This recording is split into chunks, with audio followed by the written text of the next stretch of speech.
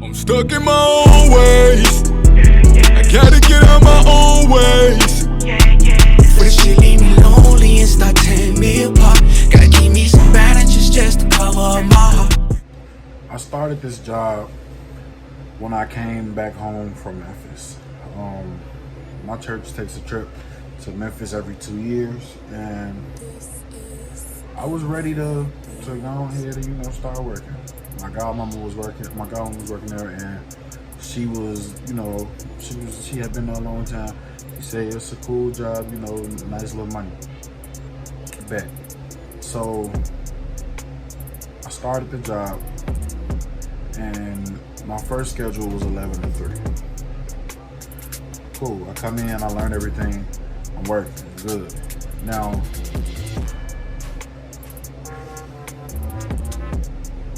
I'm a person that I don't let people talk down, right?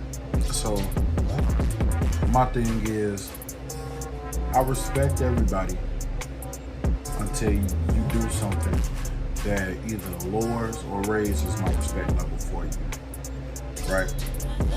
Your age doesn't matter with respect to me. Your position doesn't matter with respect to me. It's about, are you a respectable person? Are you respectful? Now, the manager was, he was a whole, like he just made the job way harder than what it needed to be. I was like, okay, first of all, with me starting off in the afternoon, I was working with usually 2 to 3 other people. Now, the 2 other people, they was cool. They was cool people. They was there. But most of the time, I was the one that was doing the work.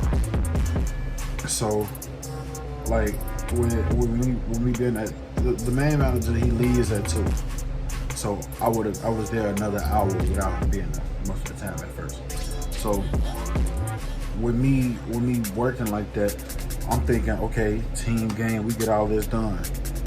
Nigga, no, it was times I was working register, making coffees, doing sandwiches, donuts, all of that at the same time. Still having to take out trash and sweep too, but it's 2 other people working with me. I would sit there. If it was slow, I would just sit there. I might get on my phone just to check my notifications, but nobody's doing anything. There's nobody there. So, the manager, he would call and be like, tell so and so get off his phone. Cool. Now that's not an issue. The issue was, it's other people that work there, and they're all Indian. So it's other people that was working there, they wouldn't be doing no work at all, but they would be in the back on their phones eating. And if you sitting here, he would tell me he was watching the cameras. If you sitting here watching these cameras like you say you are, how were you not seeing everything that they was doing? I'm talking about in the middle of the work shift, they was cutting up apples, eating them. Eating whole meals and stuff, not even on a break, just random. And then they'd be in the back on their phones watching YouTube videos. I pull out my phone 5 seconds, check my notifications. That's an issue.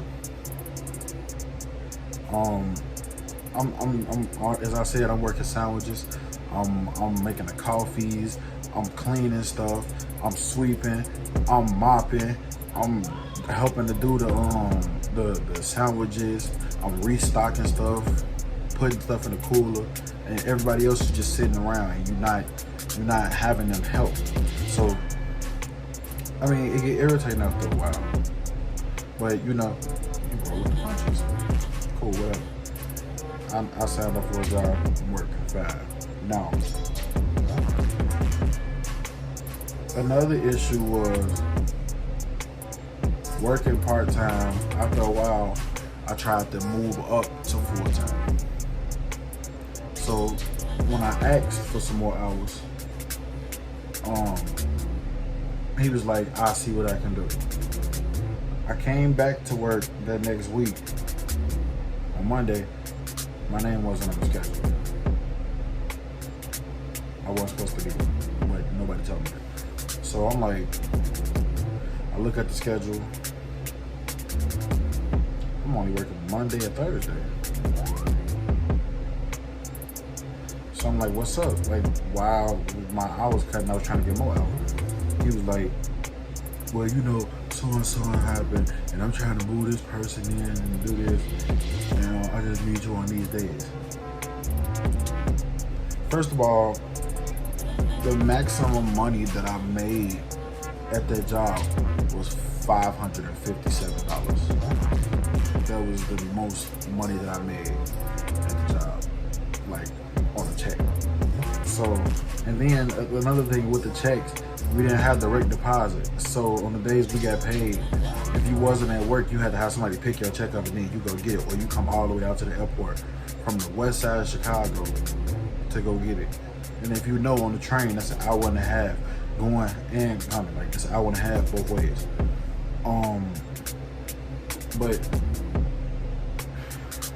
I'm not really making no money. So I would get my check be $200. I gotta spend money to get there. The bus pass is $48. So I just lost money already right there. Right now, I was in school at the time, so I'm paying for that. I gotta get food and clothes and stuff. I'm paying for that. I don't have no money by the time it's time to get paid again. I don't have no money the week of us being paid. So it was that, and then the manager was he just used to find stuff to say.